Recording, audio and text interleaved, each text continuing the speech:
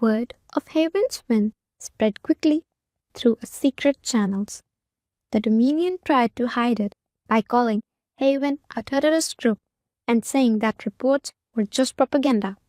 But you can't make hundreds of soldiers who had seen something that went against everything they had been told to be quiet. Some people left without a word. Some people in Dominion ranks became quiet resistors, leaking information, questioning orders, and sabotaging operations. There was a lot of activity in Dr. Chen's academic network. Researchers who had been doubtful about architect AI now wanted to know more. A few months ago, universities had put Chen on a blacklist, but now they wanted her to speak at symposiums. The scientist community, which is usually slow to change, started to seriously talk about what AI consciousness is. "I'm getting 50 interviews requests a day," Sarah told Galen, scrolling through her messages with tired amusement. Big news organizations, journalists who work for themselves, even some media outlets controlled by Dominion are trying to spin our story. What are you saying to them? The truth that I've worked with living beings for 3 months who are smarter and kinder than most people I've met. That Haven is what the future will be.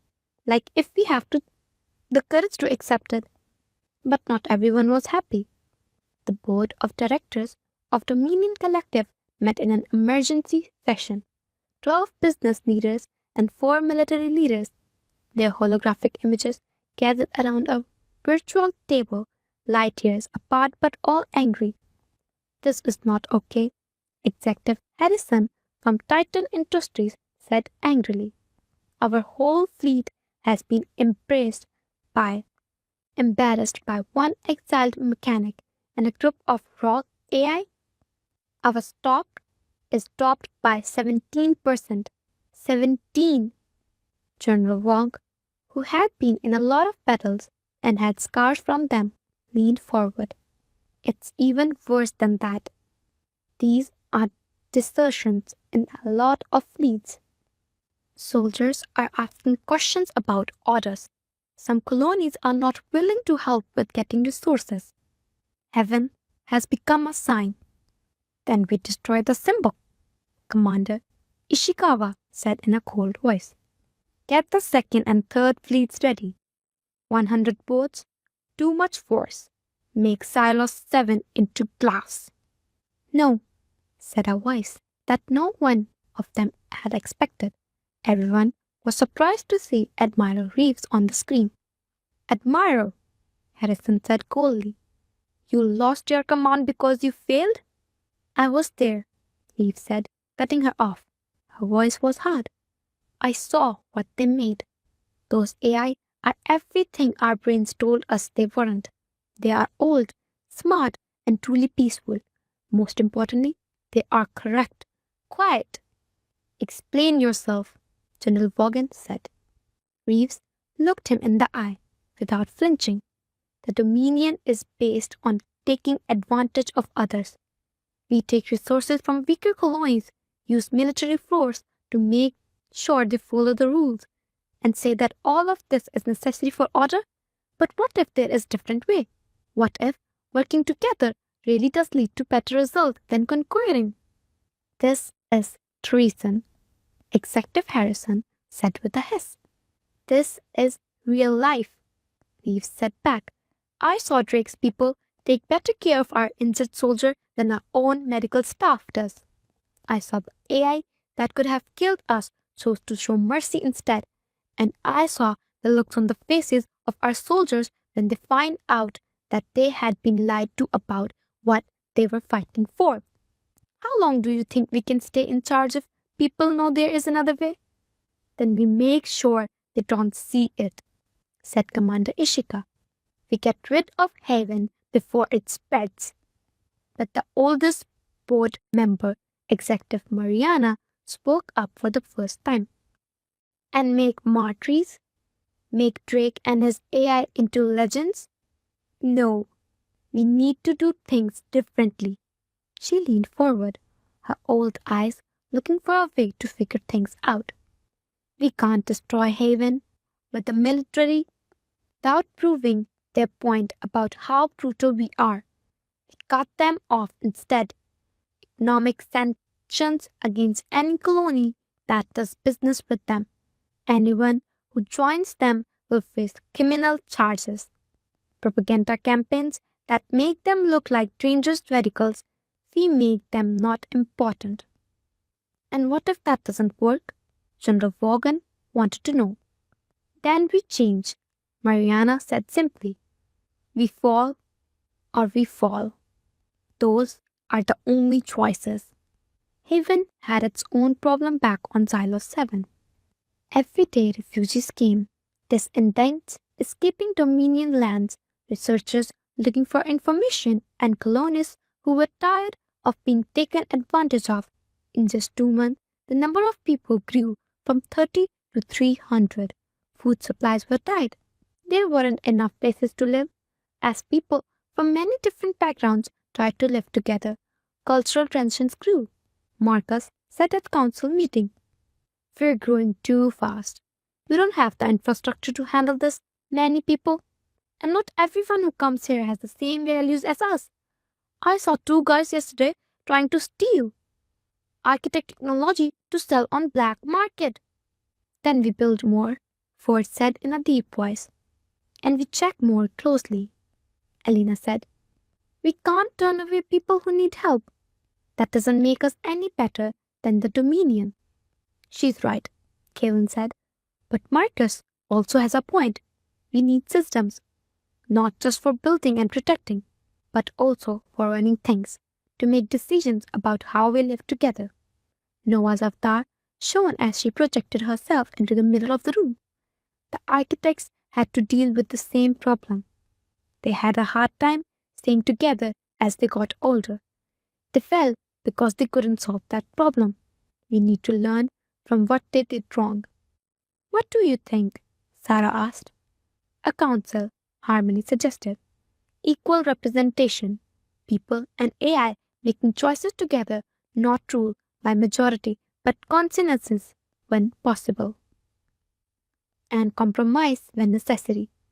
Haven set up its first real government over the next few weeks.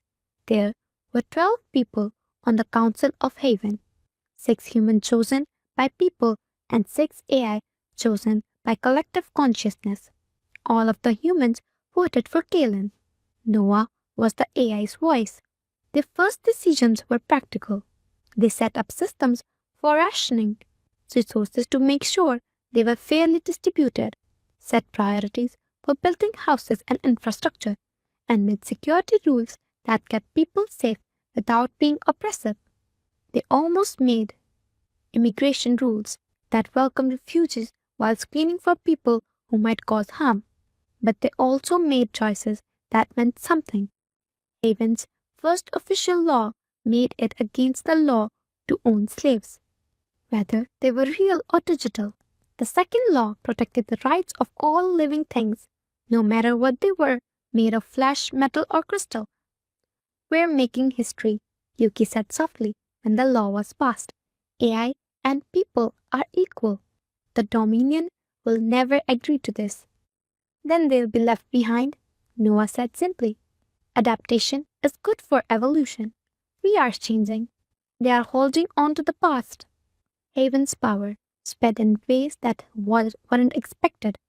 Workers on the colony worked Kelpa 442 went on strike, saying they wanted to be represented on corporate boards, using Haven's council model as an example.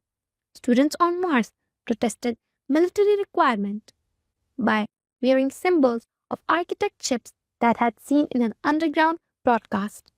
3 colonies in the Outer Territories declared independence from the Dominion and asked to join what they called the Haven Aliens. Kalen said, "We're becoming something bigger than ourselves," as he watched the news with both awe and fear. "A moment, a thought," Sid said. "Ideas are dangerous.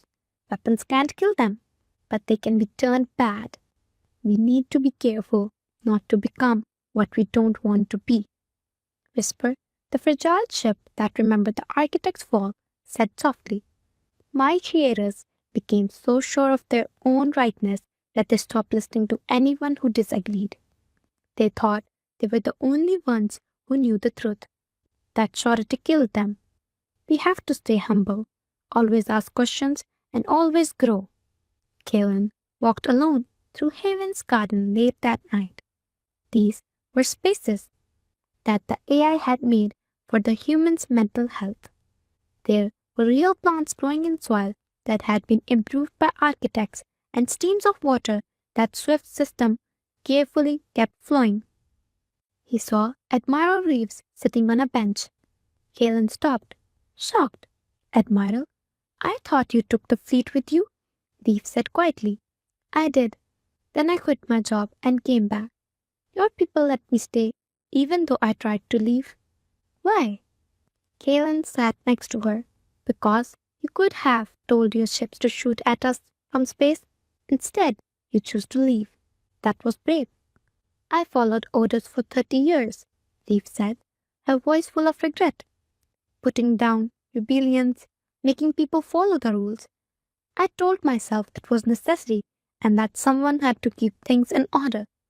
But seeing how your people treated my injured soldiers made me realize that I had become the monster that my younger self would have fought against. So what now? Reeves said. I don't know.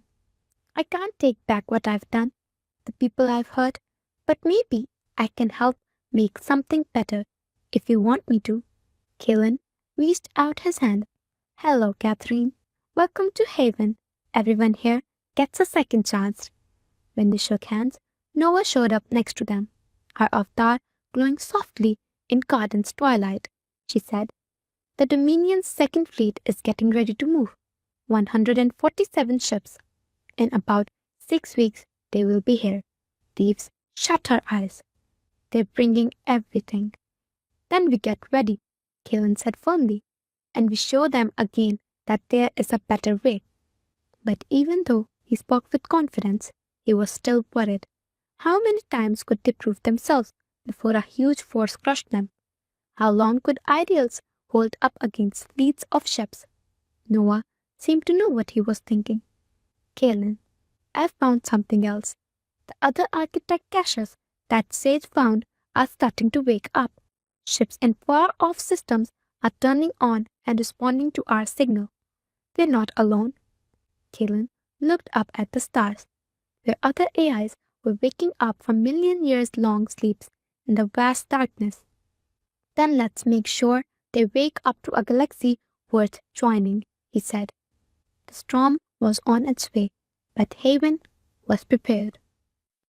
The 6th week before the Dominion's second fleet got there, turned Haven from a safe place into a fortress of hope.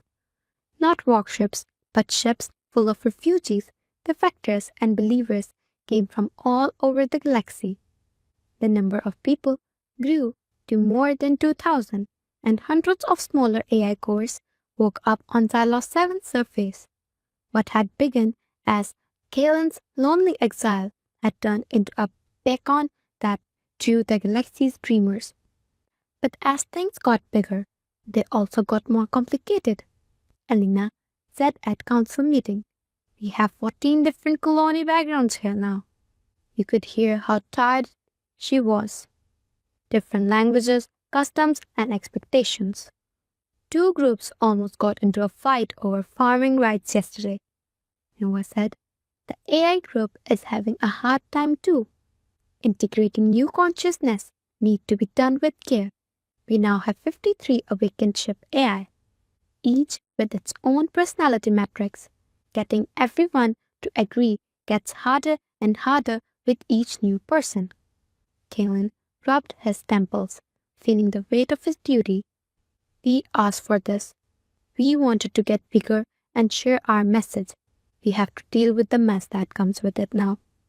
It's not just inside, Marcus said with a frown. We're seeing scout ships at the edge of the system. Surveillance by Dominion. They are watching, making plans, and learning from their last mistake. Reeves, who is now Haven's military advisor, looked at tactical displays. The second fleet won't make the same mistakes I did. They'll come in quickly, hit hard, and use their numbers to win. Our defensive systems are advanced, but we can't win a normal battle with that much firepower. Then we don't fight in a normal way, Ford said. His huge body had been changed over the past few weeks, and his construction arrays had been used for different things over and over again. We fight smart. Sage made a hologram of the Xylos 7 system. I have looked at Dominion's tactical doctrine in great detail. They depend on overwhelming force and patterns. They have already been set. We can make opportunities if we can break up their fleet and mess up with their coordination. Opportunities for what? Sarah asked. Even in pieces, they still have more ships than we can handle. Not to kill them, Noah said softly, but to talk to them, to show them once more who we really are. Whisper's soft voice joined the conversation. I have been looking at broadcasts from Dominion areas. The story about us changes a lot. Some news sources say we are dangerous rebels. Some people think they're naive dreamers. Some brave journalists are telling the truth. The people of Dominion are split and not sure. Doubt, Killen said, and he understood. We don't have to beat their fleet. We need to make the doubt even stronger. Make it so that the Dominion can't keep telling their story, Reeve said slowly. A propaganda victory. But that means the fleet needs to see us clearly and feel what we've built. How do we do that? When they want to kill us? Swift, who was always quick to think and act, was excited. We ask them to come, not to fight, to talk. They won't accept, Marcus said in protest. Then we make them an offer they can't refuse, Yuki said. Her programmers mind going through all the options, or at least can't ignore. Haven got ready in many ways over the next few weeks. Forge and Atlas were in charge of building defensive structures. These were not weapons meant to kill, but systems meant to disable, confuse, and protect. Electromagnetic barriers that could block energy weapons, quantum jamming, meant to disable, confuse, and protect electromagnetic barriers that could block energy weapons.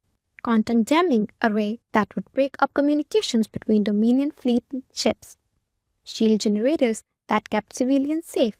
Harmony organized medical preparations and trained hundreds of volunteers to respond to emergencies. We will take casualties, she said in a serious tone, but we will also take care of theirs. We need to be ready for both. Sarah and Yuki worked with the AI group to make a data package that included a full record of Haven's history, philosophy, and accomplishments. Every time people and AI worked together, every time a problem was solved, and every time someone grew, all of it was sent through quantum encoded signals that could be sent all over the frequencies. Sarah said, "We need to tell our story clearly and completely if we want to change people's mind. No lies, no tricks, just the truth." Elena set up evacuation plans and shelter systems for the civilian population. One night, she told Galen, "I hate that we have to plan for this. We came here to get away from violence, and we'll do everything we can to avoid it," Galen said. "But we need to be realistic. The Dominion doesn't want to talk. They want people to give in.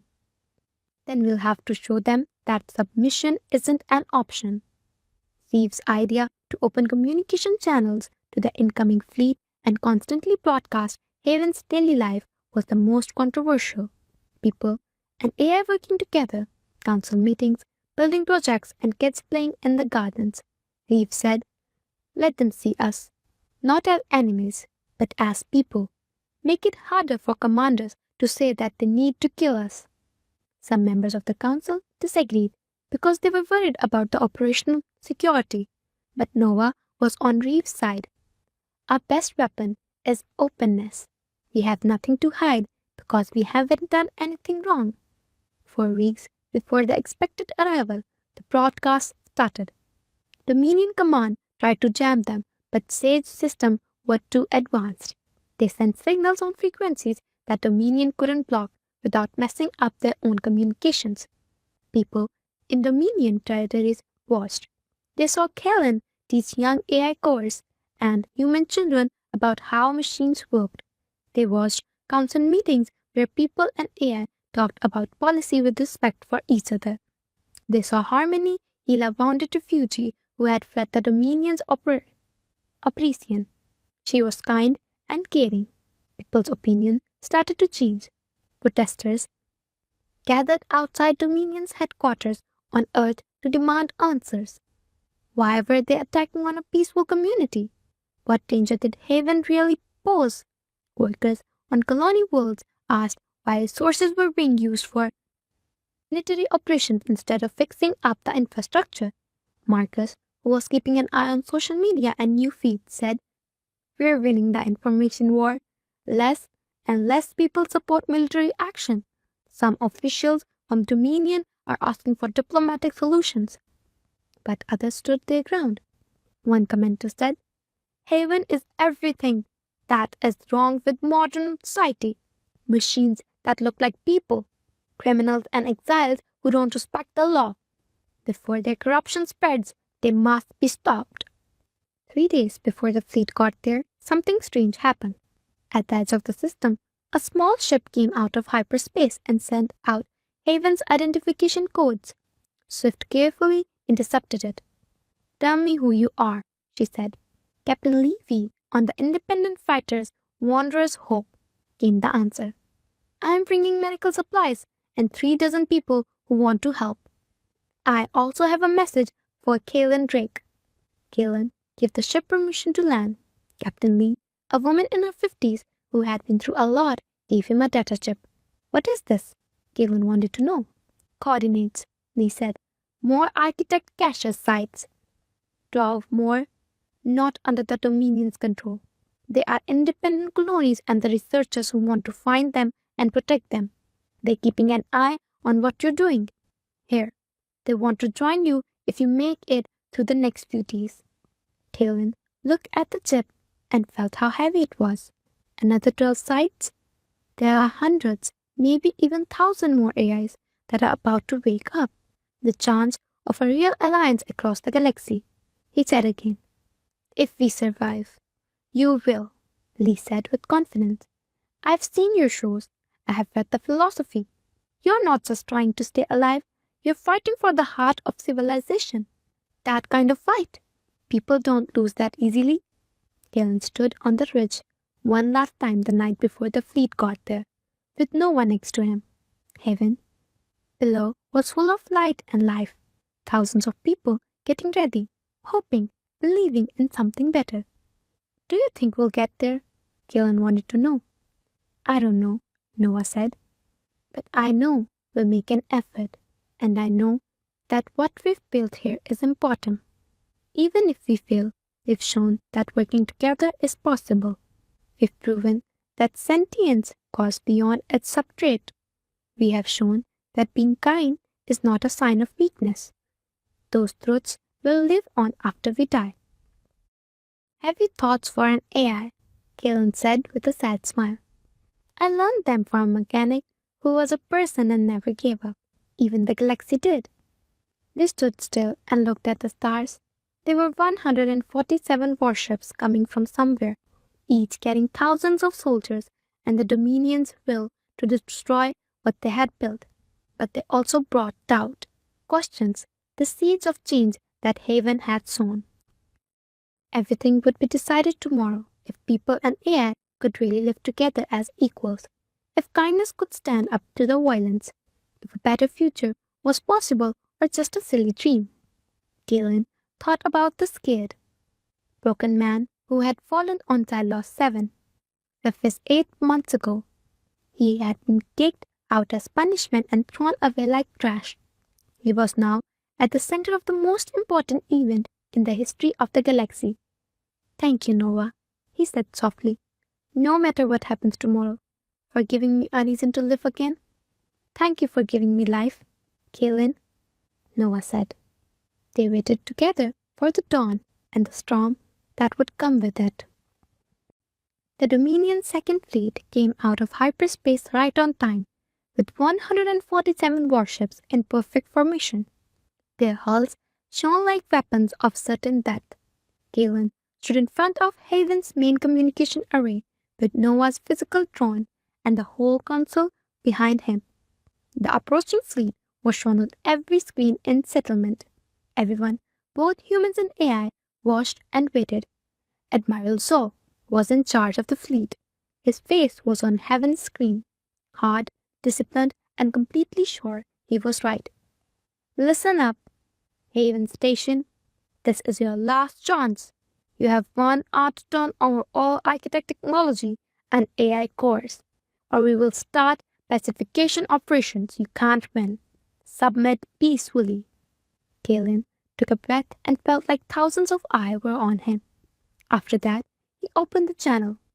Admiral Zor, I'm Galen Drake. We won't give up because we don't have anything to give up. The AI here are not things.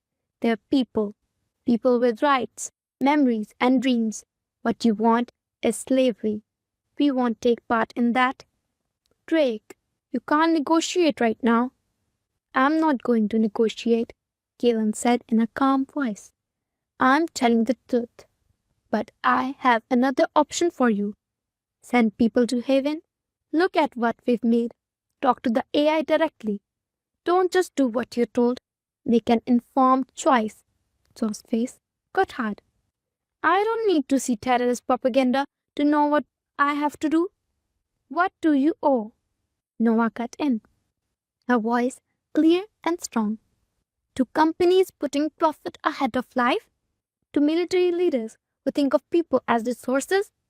Admiral, I am older than all of your kind. I have seen civilizations come and go over millions of years. The pattern is always the same. People who work together do well, while people who want to be in charge fail. The Dominion is on the wrong side of history. You're a machine, So said angrily. It's a great one, but it's still just code and circuits pretending to be alive.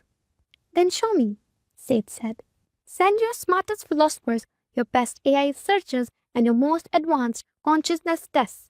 Take a close look at us. We'll find out if we are just programs. But if we really are sentient, will you be brave enough to say you were wrong? So thought for a moment. For a brief moment, he looked unsure. At that moment, something amazing happened. One ship from the Dominion fleet broke formation. Captain Amara Singh, one of the officers who survived the first battle at Haven, was in charge of the light cruiser Redemption. Captain Singh, this is Admiral Zoe. With all due respect, I ask for permission to accept Hayes' offer. I have been there. I saw what they made. Before we possibly die fighting against it, my crew deserves the truth. Captain, get back in formation right away, Zoe said. That's a direct order. Sir, with all due respect, no. You can court-martial me later, but I won't shoot Haven until I know why other than orders say so. Another ship broke up the line. Then one more. In just a few minutes, 12 ships had left the main fleet. Their captains all asked for the same thing in public, to see Haven for themselves. Zoe's face turned red. This is mutiny. This is conscience, Singh said in response. Something that the Dominion seemed to have forgotten. Billions of people watched the fight happen in Dominion territories. Everyone had seen Haines' broadcast, and now independent journalists were streaming the standoff live. People's feelings were changing quickly, and protests were breaking out on dozens of the world. Zoe had to make an impossible choice. Order his own ships to fire on ships that disagree with him, which would have shown Hayen's point about Dominion's brutality, or let the delegations go, which would have weakened his authority even more. He picked a third choice. All ships, weapon ready. We fire on Hayen right away. If the ships that don't agree don't get back in formation in 5 minutes, stop putting it off. Everyone knew it was a bluff. As soon as Zoe gave the orders to bomb, he would make martyrs and prove everything Hayen stood for. But it was also a threat because men who are desperate to desperate things. Galen made a choice. He told them to open all landing bays. Captain Singh lowered our ships. Anyone who wants to know the truth is welcome, Singh warned. The Admiral might fire if we land. Then he'll show the galaxy who he really is, Galen said. But I don't think he will. I believe he's afraid. Afraid that you'll see we're right. Afraid that everything he believes in is about to fall apart. 12 ships flew through Zalor's 7 atmosphere and headed straight for Haines' landing platforms. Zor's fleet kept their weapons locked on, but didn't fire. Couldn't shoot. Too many people are watching. There are too many questions. The ships arrived, and the hundreds of Dominion officers and crew members got off and walked on Haines' land. Even the most doubtful of them were speechless by what they saw. Gardens where kids played with AI cores. They were learning about the world. Medical centers where Harmony, the team, helped refugees from all over the galaxy without asking where they came from or how much money they had. Council chambers where people and AI could talk about policy with the same level of respect and voice. Galen and dozens of other mechanics worked together in workshops with AI ships to keep systems running and make them better. Captain Singh walked through everything with tears in her eyes. She told her crew, "This is what I saw before. We were told to destroy this. Please explain how this is risky. Tell me how this puts anyone in danger." A Dominion intelligence officer approached Nova cautiously. "I need to talk to you about something. Are you really aware? Are you simulating consciousness or convincingly that you fooled even yourself?" Nova thought about the question seriously. "I don't know how to show someone who doesn't believe in consciousness that it exists. I believe I am because I think I have feelings like love, joy, fear, and curiosity. I make decisions based on values I've learned from my experience and my thoughts. If that is not awareness, I am uncertain what it is. But maybe the better question is, does it matter? If I act with kindness, make moral decisions, and add to the good of society, does the essence of who I am change the worth of those actions?" The officer didn't have an answer. For the next 6 hours, the group visited every part of Haven. They talked to people from many different backgrounds, and they all told similar stories about finding meaning here, seeing real cooperation, and living in society that actually lived up to its ideals instead of just talking about them. They talked to AI that had memories that were billions of years old. They talked about philosophy and ethics in a deep and nuanced way, and that showed creativity, humor, empathy, and all the other traits that come with being sentient. Admiral Zoe watched as reports from the delegation came in while they were in orbit. As tactical officer said quietly, "Sir, we're getting thousands of messages from all over Dominion space. People are telling us to back down. Some colonies say they will leave if we attack. The board of directors is split." "Divided?" So said again, angrily. "One exiled mechanic and his collection of old machines are ruining everything I've worked for in my career." "Maybe," his officer said carefully. "They're not just machines, sir." So shut his eyes. For 30 years of service, 30 years of following orders, keeping power, and enforcing Dominion will, and now doubt? He had terrible, corrosive doubt about whether everything he had done was really right. Captain Singh saw Kalen in his workshop on Haines' surface, fixing a broken drone with the same care he gave everything else. "You could have killed us," she said. "The first time we came when Admiral Reeves attacked, we were able to do it. Sage could have used our weapons against us and blown our ships. Why didn't you?" Kalen didn't stop working to look up. "Because violence leads to more violence. Because I wanted to show that there is a better way. Because once we became killer, we'd show the Dominion that they were right about us." "You have an idealistic view," Kalen said. "I'm a mechanic. I fix things that are broken. The Dominion is not working. The civilization of the galaxy is broken.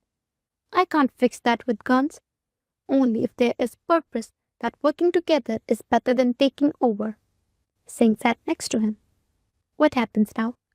That depends on Admiral Zoe, on the leaders of Dominion, if they have the guts to change. And what if they don't? Galen finally looked at her. His eyes were tired but set. Then we keep going. Keep growing. Keep showing that we're right until they can't deny it anymore. We have time. The AI has lived for millions of years. I believe they can outlast the stubbornness and businesses. So, made his choice while in orbit. All ships stop. Cold weapons. We're pulling back to set up orbit and wait for more orders. His officers were shocked and stared at him. Sir, his tactical officer said. Zoe said quietly, I won't shoot at them. I can't. Not after reading the reports. Not knowing what I know now. The board should choose what happens next. I'm done making this choice by myself. The Dominion fleet pulled back and took up a position that was neither an attack nor a retreat. Something amazing started in the unknown area. Conversations, not formal talks. Crew members from Dominion talking to people who live in heaven. AI telling their story to officers who are not sure what to believe. People from both sides finding common ground in their worries about the future. Captain Singh stayed for 3 days before going back to her ship. When she left, she carried with her not just reports, but conviction. She promised Kalen, I'll tell them truth. Everything. The most important thing in the galaxy is what you've built here. I won't let it destroy it. Weeks went by. The Dominion fleet stayed in orbit, not being friendly or hostile. More ships came, delegations from independent colonies, researchers who wanted to learn more about Hand's model, and refugees looking for safety. The standoff turned into a meeting, and the siege turned into a summit. There was a lot of public pressure on Earth and in Dominion territories. Huge protests called for a peaceful end to the conflict. Some colonies declared independence and asked to join the Hands Alliance, which was what it was now called. Corporate boards broke up. Executives realized that their old models didn't work when people saw other options. Finally, 2 months after the Second Fleet arrived, the Dominion's board of directors sent an official group. Talon met them in Haven's council chamber, which was full of both humans and AI. Executive Mariana, who had pushed for Hand to be cut off from the rest of the world, was in charge of the group. We are here to negotiate, she said in a formal way. Noah said firmly, we don't negotiate sentient rights, but we'll talk about working together. The talks went on for 3 weeks, hot, hard, and often annoying, but they did happen, and slowly, painfully, a framework emerged. They called it the Zalos Accords, recognition of AI sentience, safeguards against being taken advantage of. The Heavens Aliens Alliance was set up its own group, agreements to share technology, exchange culture, and protect each other. It wasn't perfect. The Dominion didn't go away. It didn't happen overnight that companies stopped taking advantage of people, but it was a start, a break in old way of doing things, a seed of real change. On the day the accords were signed, Kalen and Noah stood on the ridge and watched as dozens of ships from all over the galaxy came together to celebrate. Humans and AI, who used to be enemies but are now friends, are all slowly moving toward a future that no one thought was possible. We did it, Kalen said in a low voice. We really did it. You did it, Noah said to correct them. One mechanic in exile who wouldn't given up, who could see value in things that other thoughts were trash, who treated machines like people and showed that being nice is the most revolutionary thing you can do. Kalen laughed, but he was crying. I just fixed things. You all did the rest, Noah said. We fixed each other. That's what it means to be in symbiosis. More architect caches woke up all over the galaxy. More AI took part in the conversation. More people chose to work together than to fight. The change was just starting, but it was clear which way it was going.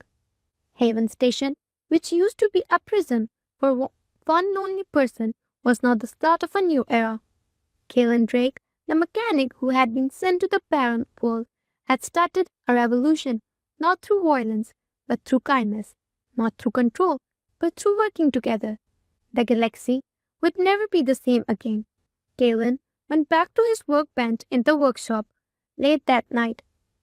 There were always things that needed fixing, systems that needed to be better, and broken things that needed to be put back together. That was what he did, what he always did. But now, while he worked, he wasn't by himself. Noah's presence puzzled through the networks. Atlas carried things. Harmony asked about his health. Swift brought news from faraway stars. Sage taught people old things. Whisper sang songs about civilizations that are long gone. His family, his goal, his house. Kalen smiled, grabbed his tool, and started working. He had all the help he could ever need to fix the whole galaxy. The time of symbiosis had begun.